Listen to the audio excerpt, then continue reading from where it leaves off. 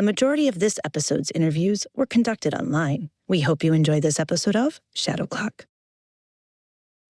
Welcome to another Zoomed In Moment episode.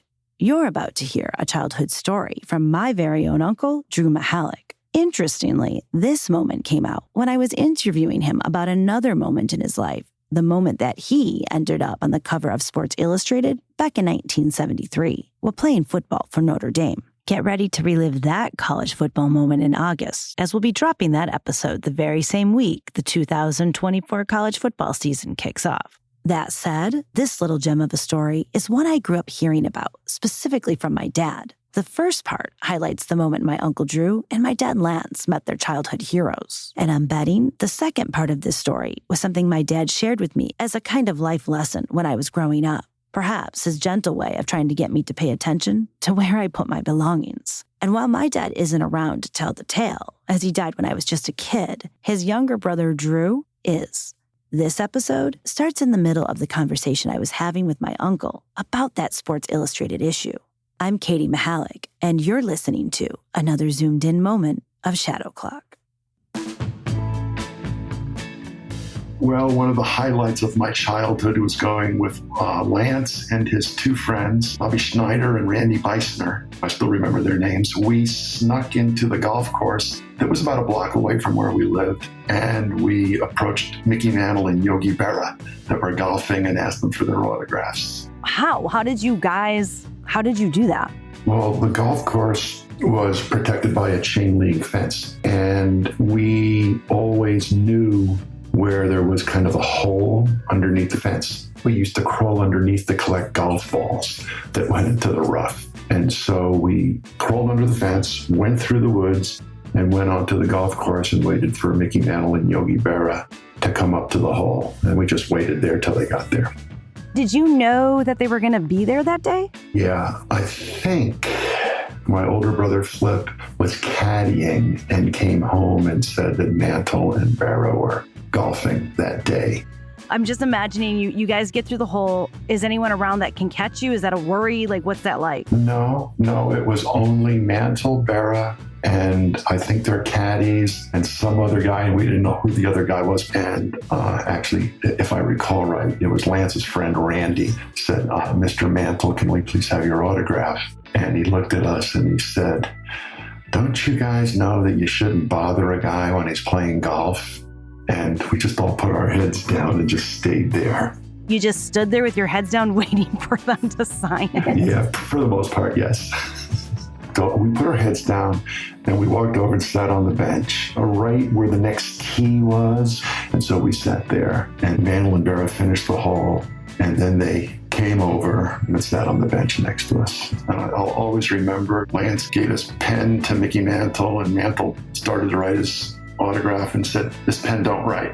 And so my other friend had a pencil, and so Mantle and Berra wound up giving us their autograph in pencil. And I'll always remember, and I'll always be a fan. And that's when Mantle put his arm around Lance. And I had a crew cut at the time, and Yogi Berra rubbed the top of my head.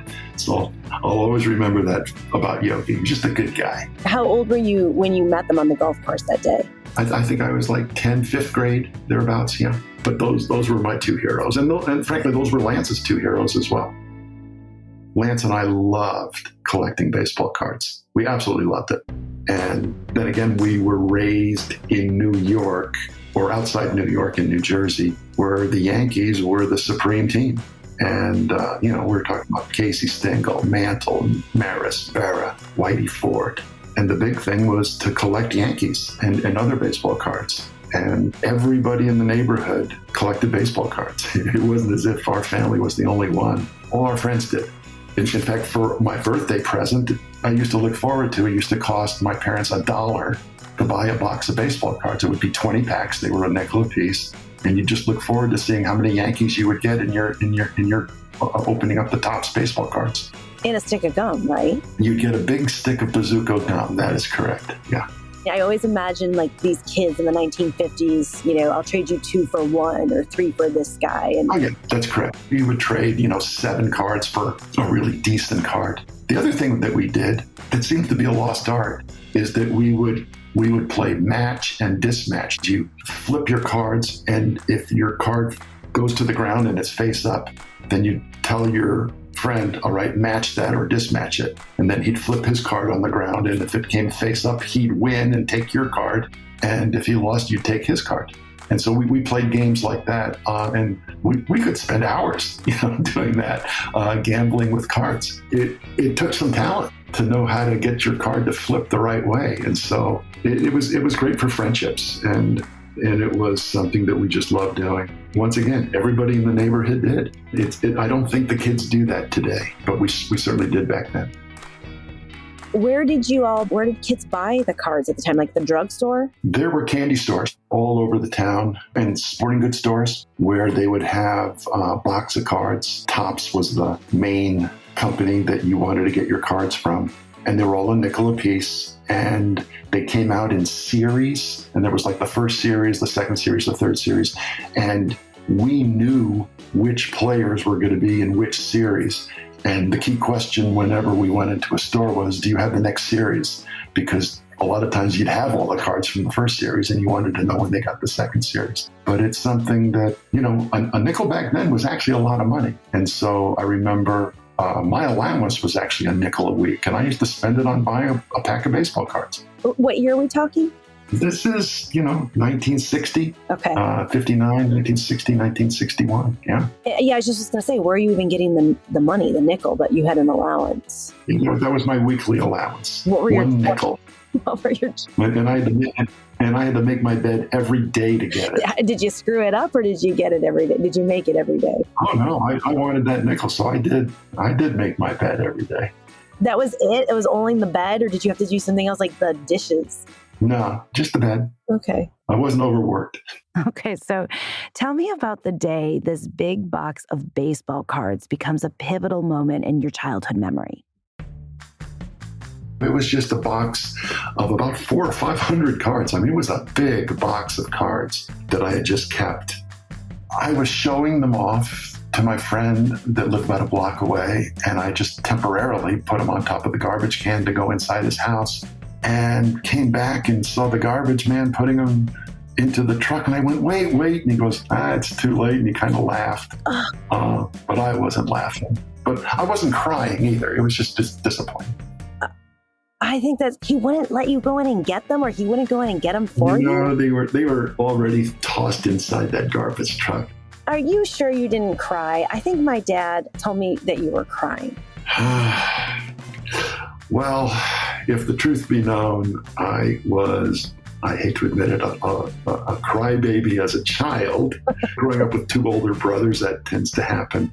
But I don't have a recollection of crying after that, just being disappointed. Okay, I think that's a more honest answer. That was one of the most biggest surprises of my life, was to run out of my friend's house and see them throw all my baseball cards into the garbage truck. Which was just debilitating.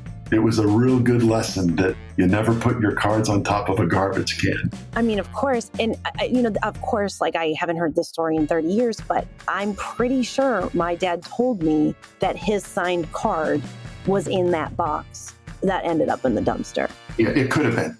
If his memory told you that, then I would trust it. But it's one of those life lessons that you learn. You learn that you can't go through life, without being cognizant of what you're doing.